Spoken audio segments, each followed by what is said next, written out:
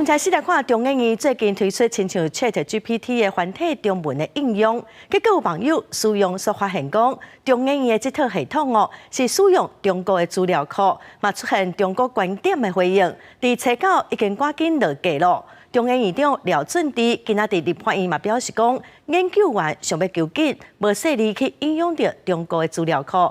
中研院嘛来成立 AI 的风险研究小组，为研究人员来定出指引。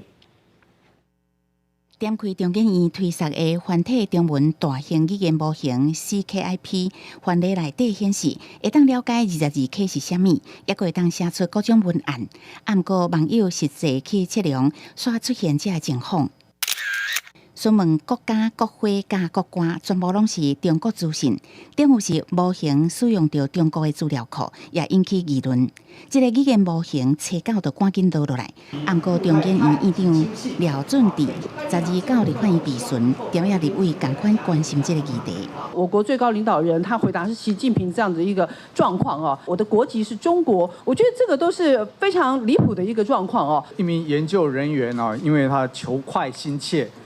他把尚未完全测试完毕的软体，以这个开源的精神上网，请大家一同测试。但我们在这件事情当中也学到很多正面的教训。中研院说明是研究员执行2项计划，想要把新的生成式 AI 带入明清的历史相关研究，想要赶紧来完成，唔再造成这个错误。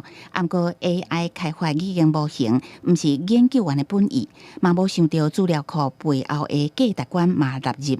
唔再造成这种错误。生成式 AI 风险的研究小组嘛，是征求相关人，我们也可以找一些人自己组成，但这些事情我觉得是非常重要，我们会尽快进行。未来在推动这个 ChatGPT 的研究，我们还会持续的使用中国的资料集吗？我们会自己开发，这个配合国科会的这个派的计划。